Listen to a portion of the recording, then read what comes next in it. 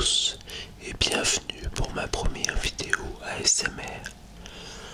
Aujourd'hui je vais parler de Maximilien Pegasus,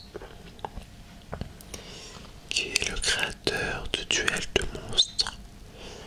Mais si vous avez décidé de regarder cette vidéo, alors vous savez probablement de qui il s'agit.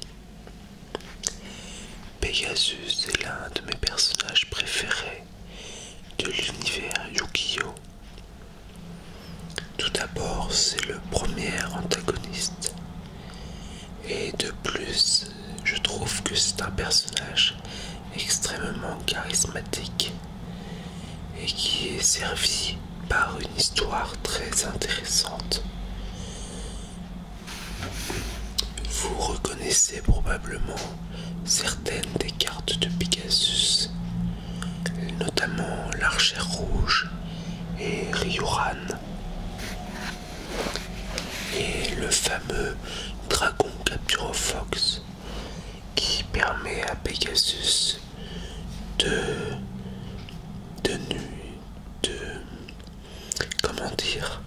qui permet à Pegasus de mettre à mal Seto Kaiba et son fameux dragon blanc aux yeux bleus, The Blue Eyes White Dragon.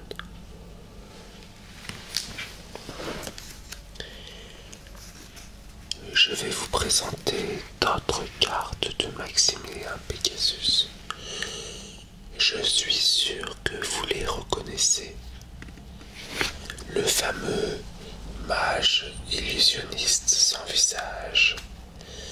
Ce n'est pas une carte très puissante, mais elle dispose d'un visuel intéressant. Pegasus utilise notamment cette carte dans l'épisode 2 de Yu-Gi-Oh! Lorsqu'il affronte Yugi à travers une cassette programmée sur 15 minutes.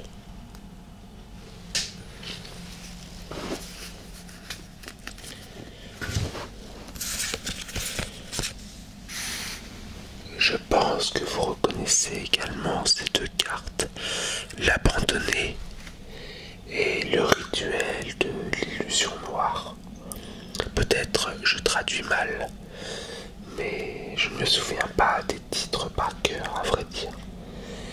Bref, c'est la carte magie rituelle qui permet d'invoquer l'abandonné. Sachant que l'abandonné est le titre du dessin animé en français sur la carte éditée en français, je me souviens que ce monstre se nommait le Renoncé.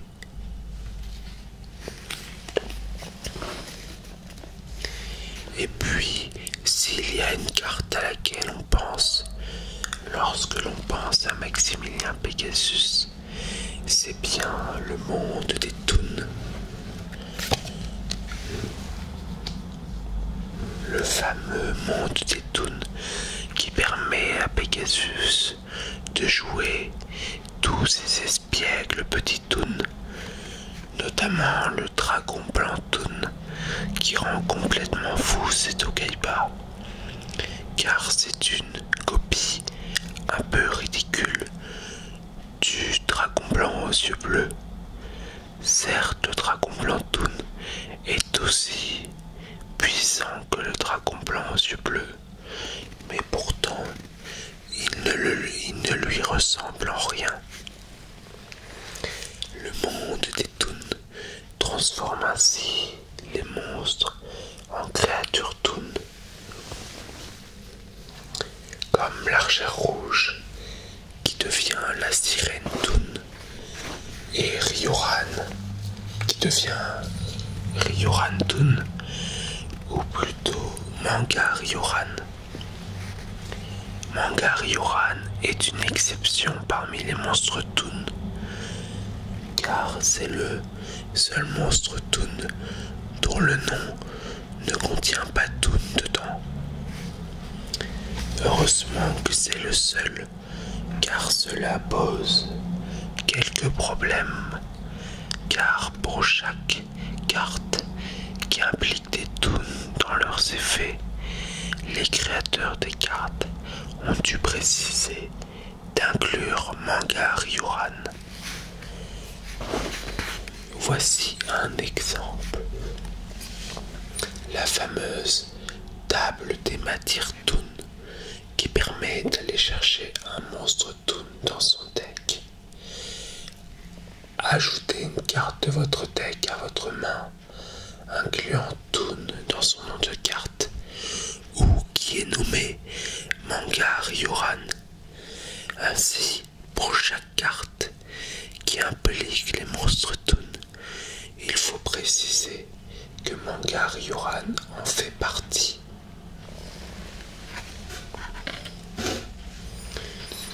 Voici la polymérisation.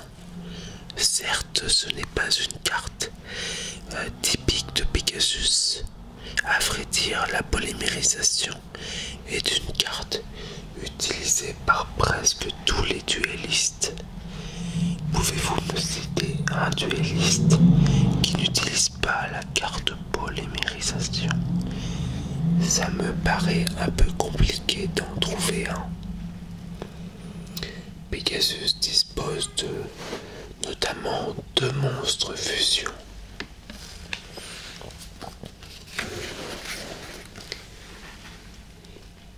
Picuribox et le renoncer, l'abandonner aux 1000 yeux. Ce qui est curieux avec Picuribox, c'est que dans le dessin animé, ce n'est pas un monstre fusion.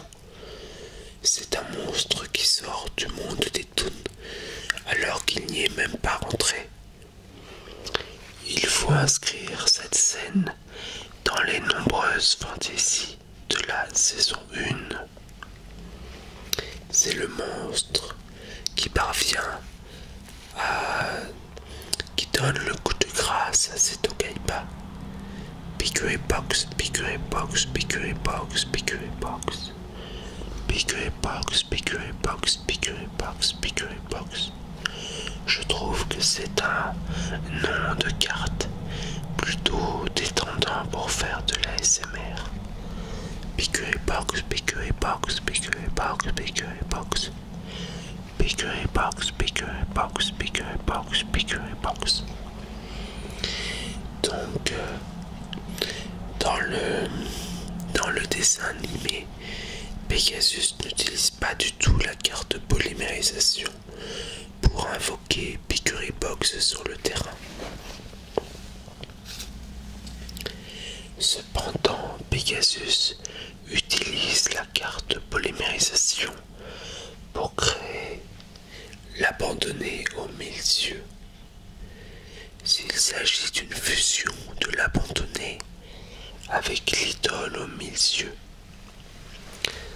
l'abandonné dispose d'effets supplémentaires par rapport à l'abandonné aux 1000 yeux dispose d'effets supplémentaires par rapport à l'abandonné. Il peut notamment prendre un monstre de l'adversaire, et si ce monstre affronte un autre monstre de l'adversaire, alors c'est l'adversaire qui prend les dégâts occasionnés lors de l'attaque. Je ne me souviens pas exactement des effets supplémentaires de l'abandonné aux 1000 yeux. Et mon niveau de japonais ne me permet pas tout à fait de lire cette carte.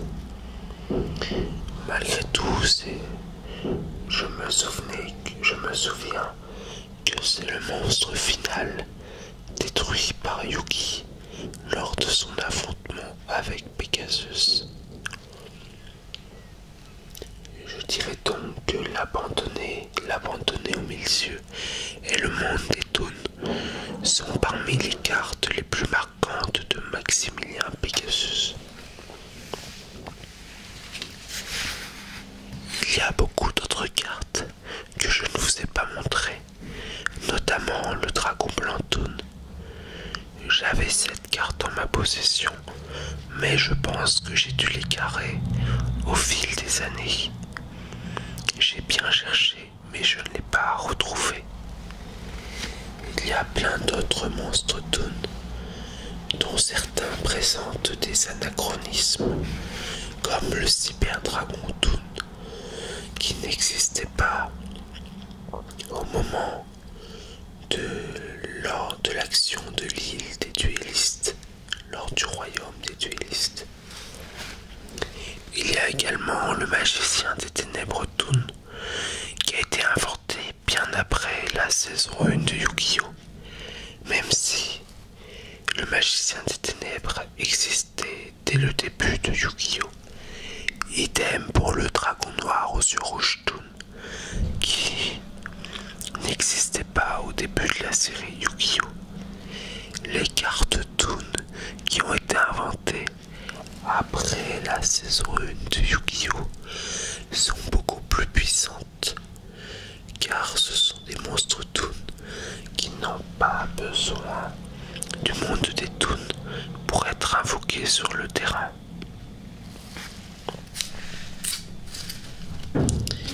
J'ai retrouvé deux de ces monstres Toon dans ma collection.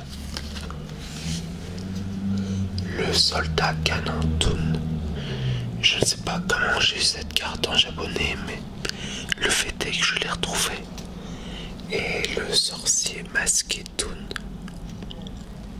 Ce sont deux monstres Toon intéressants et qui gardent leurs facultés spéciales, bien qu'étant des monstres Toon qui gardent la faculté spéciale du monstre qu'ils copient, je veux dire.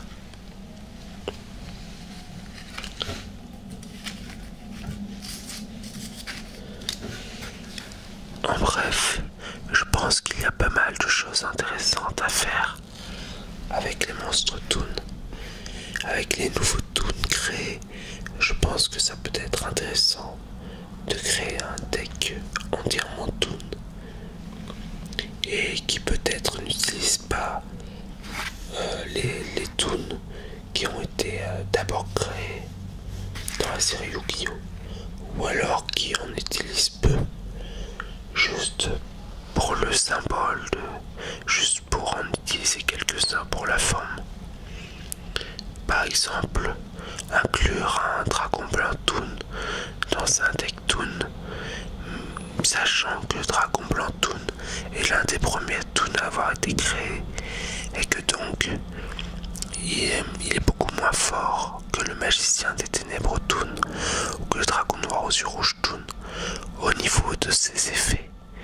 Le dragon blanc Toon a notamment besoin du monde des Toon pour être joué. Mais malgré tout, ces 3000 points d'attaque peuvent également être un argument qui pèse sur la balance. Il y a du bruit à l'extérieur. Je pense qu'il y a des petites choses à améliorer pour cette vidéo et je verrai cela pour la suivante. Néanmoins, j'espère que vous avez apprécié cette première vidéo sur le créateur du duel de monstres.